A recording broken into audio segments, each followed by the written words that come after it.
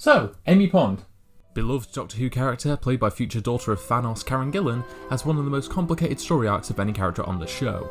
In short, her life makes no sense. The Doctor has even admitted as much. Does it ever bother you, Amy, that your life doesn't make any sense? Even former showrunner Stephen Moffat, best known for his time travel heavy storylines, has admitted the only thing in his era that was impossible to answer is what age is Amy Pond. The one impossible thing to make work is what age is Amy Pond, I think. That's impossible. There's no way she could be in it. I mean, it just doesn't work. Being a massive fan of Stephen Moffat's era, this query has fascinated me ever since I listened to the fan show interview. And so I've taken on the apparently impossible task of answering the million-dollar question. How old is Amy Pond? Amelia Jessica Pond debuted in 2010's The 11th Hour. Due to the Doctor's trouble piloting a damaged TARDIS, we see Amy at 3 ages throughout the story.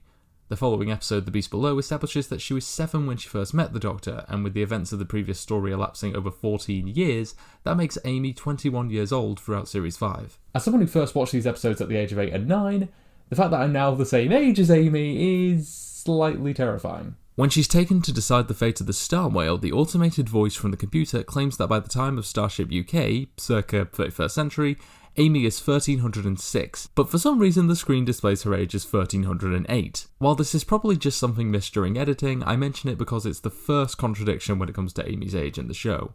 In Flesh and Stone, the date the TARDIS explodes is revealed to be the 26th of June 2010, which the Doctor describes as Amy's time. This establishes 2010 as her native time period, placing her birth year in 1989, her introductory scenes in 1996, and the entire middle act of the 11th Hour in 2008. But now we come to the difficult question of how does time pass on the TARDIS? Personally, I like to think that since the TARDIS travels through the time vortex, which is sort of outside of space and time, you wouldn't really age when you're on it, at least not in the traditional sense. So for the most part, I'm going to ignore the time that Amy spent out of time, so to speak. But this will become relevant later. Returning to the actual episodes, in The Big Bang, Amy is accidentally killed by Rory, and utilising the Pandorica's restoration field, the Doctor places Amy's mostly dead body inside, where she remains for 1894 years, only to finally awake in an alternate 1996. But did Amy actually age 1894 years? Physically, no. The Pandorica's restoration field, designed to keep the prisoner alive so they can't even escape through death, was reviving her all that time, so when she's finally released, she hasn't aged at all. But those 1,000 years did still pass for what was left of the universe, so some would argue Amy is actually 1915 when she's released from the Pandorica. Either way, these events are erased when the Pandorica is restored by the Big Bang 2, so those 1,000 years don't impact her age moving forward. Series 6 picks up after Amy and Rory's honeymoon, mentioned in A Christmas Carol and the Sarah Jane Adventures. The Doctor's faked assassination in The Impossible Astronaut is dated to the 22nd of April 2011, making Amy 22 years old when the series begins. It's revealed in The Rebel Flesh and A Good Man Goes to War that prior to the start of the series, Amy was replaced with a flesh avatar, and since her true self wakes up as she goes into labour, we'll have to take into account the 9-month gestation period. The Doctor and Vastra determined that River Song was conceived in the TARDIS on Amy and Rory's wedding night in The Big Bang. That finale takes place on the day the episode was originally broadcast, the 26th of June 2010. 9 months from that date would place Melody Pond's birth in or around March 2011, which obviously doesn't quite line up with the series opener. The Doctor speculates that Amy must have been taken just before America. But her and Rory seem surprised by the pregnancy in the Day of the Moon. Shouldn't there be a bump at this point? Well, let's look deeper. In The Impossible Astronaut, the team travel back to April 1969, where Amy originally tells the Doctor she's pregnant. 3 months pass before the moon landing in July, but still no bump. This could be because of Amy being a flesh avatar while her human body at Demon's Run underwent the birthing process, but it's very hard to tell how long has passed for the Ponds since the end of Series 5, making this all very difficult to work out. I'm going to speculate here and assume that most of the gestation period occurred off-screen when Amy was on Demon's Run, and the reality bleeding she experienced in her flesh body led her to have inconsistent memories of her pregnancy, with her believing herself to be in earlier stages than she actually was. It's not a great explanation, but it's the best answer I have given the unclear timeline. In Let's Kill Hitler, Amy claims the Doctor has had all summer to look for Melody, so let's assume the Ponds lived through the summer of 2011 in real time. They look like they've been living on the TARDIS throughout the first half of Series 6, so it's possible River brought the two of them back to the time they left in late April so not to disrupt their life on Earth. Taking into account the months she spent on Demon's Run, her time in America, and an entire summer, let's round Amy's age up to 23 years old by the end of Series 6A. Adventures resume until the God Complex, which presents a possible ending to the Pond story, with the Doctor giving them a new house and Rory's favourite car. How did you know that was my favourite car? Show me a picture of it once and said, "That's my favourite car." And to avoid losing them tragically, the Doctor lets his closest friends go. And to quote Amy herself, "This is where it gets complicated." Amy and Rory's timeline after Season 6B is so difficult to work out that a TARDIS wiki page discussing a timeline for the 21st century stories listed all of their appearances beyond that point under the power of free dating controversy. In short, while the stories we've discussed so far for the most part provide specific dates or at least a general time frame for when they happened, the remaining Moffat era, especially Series 7, is much more vague, with a lot of big time jumps and inconsistencies along the way. A lot of this confusion comes from closing time showing Amy as a model for Petrichor, presumably after she was dropped at home in or around autumn 2011. But this can't be the case, since the Doctor states halfway through the episode that his death is tomorrow. That event was specifically dated to late April, and with closing time being set over a weekend, it has to take place before the Impossible Astronaut. Other inconsistencies include Rory being unfamiliar with the word petrichor in The Doctor's Wife. It means the smell of dust after rain. What does? Petrichor. But I didn't ask. And Alfie looking a bit older than he should, considering Craig and Sophie only got together in 2010. All of this seems to suggest that the episode is set after the God Complex, but the looming threat of late Silencio is such a vital part of the Doctor's journey in this story, and on-screen dates suggest it has to lead into the series opener. God, this is a headache. It doesn't make any sense. Of course it doesn't make sense. It's not real. Okay, let's just force this to work. Either Amy became a model before the Impossible Astronaut and just never mentions it and seemingly forgot the name of her own brand, or the Doctor lied. A bit of a stretch, but we see at the start of the Wedding River song that the Doctor does a brief bit of travelling before his supposed death to try and research the silence, despite Utah being a ticking clock in the previous episodes, suggesting he's still putting off the inevitable like he did during his farewell tour. Maybe when he told Craig he would die tomorrow, it was a deadline he was imposing on himself rather than an accurate reflection of the timeline. I know what you're thinking, people who've gone through these episodes frame by frame just like me. Why does Craig's newspaper date the events to the 19th of April when I suggested it was later in the autumn?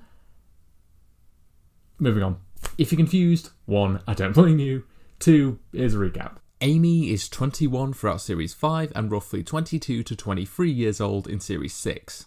Moving on to the Doctor, the Widow and the Wardrobe, the Doctor arrives at the Pond's doorstep on Christmas Day, with Amy telling him it's been 2 years since their last meeting, making her roughly 25 years old. Admittedly, she does sound a little unsure, so maybe she was just rounding up, but let's keep this simple. The miniseries Pond Life covers April to August, presumably in 2014 if 2 years have actually passed between Series 6 and the Christmas special. Asylum of the Daleks likely takes place in the autumn, and in Dinosaurs on a Spaceship, Amy claims it's been 10 months since she last met the Doctor, presumably in Asylum, making her roughly 26 years old. But in the same story we have this line. Dad, I'm 31, I don't have a Christmas list anymore. Amy and Rory are shown to have attended school together, and the comic book story The Broken Man places Rory's birth year as 1989, the same as Amy's, making them roughly the same age. Does this line mean they're 5 years older than earlier stories suggest? This age doesn't line up with my estimate, but it might just fit with an interesting bit of dialogue in The Power of Three. We think it's been 10 years. Not for you or Earth, but for us. 10 years older, 10 years of you.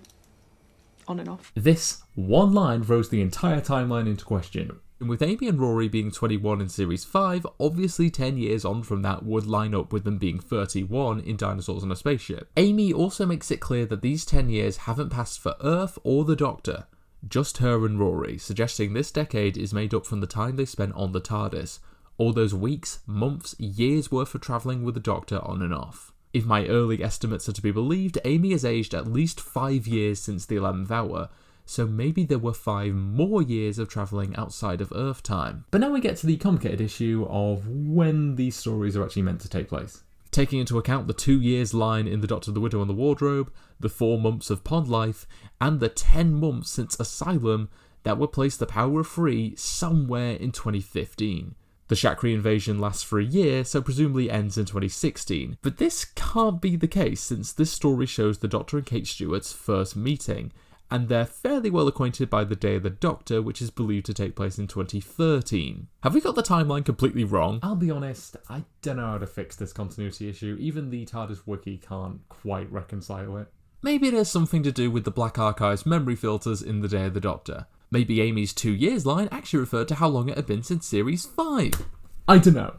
So far, this is the one thing I found impossible to make work. Let's keep this simple and take Amy's word for it and assume that 10 years has passed since the 11th hour, with at least half of that taking place off screen, making her roughly 31 years old. And finally, we come to The Angels Take Manhattan, the final on-screen adventure for the Ponds. In the now famous scene in the graveyard, Rory is sent back in time by a weeping angel, having died sometime before 2012.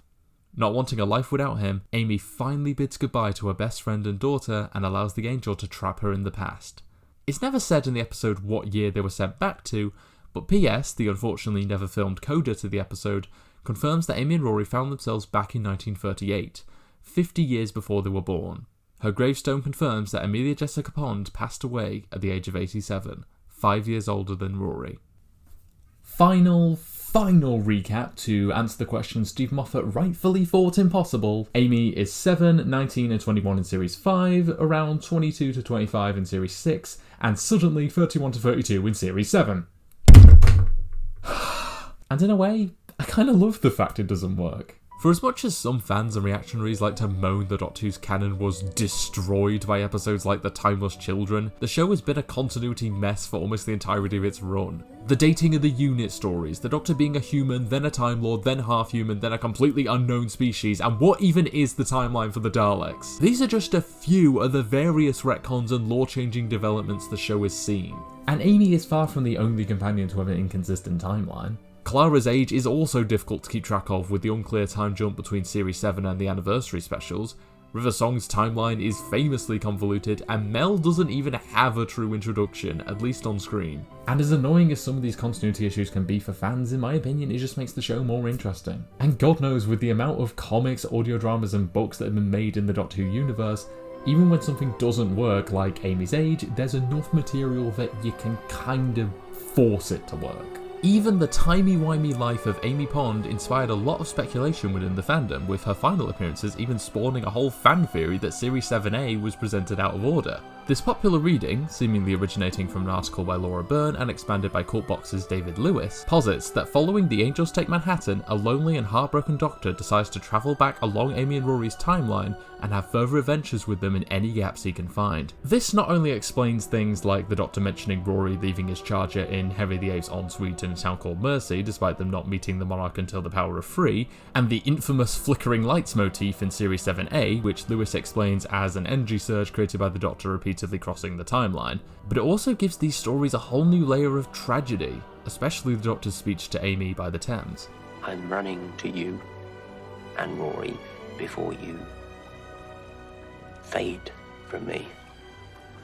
I personally really like this idea, with how it adds to the Moffat era's vision of the Doctor as a Peter Pan type figure who will just travel forever and never wants his friends to grow up.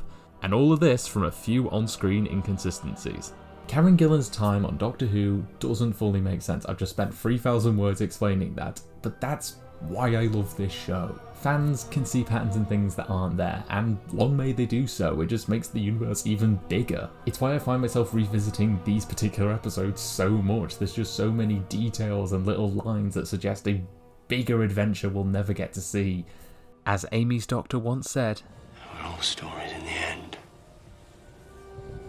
Just make it a good one, eh?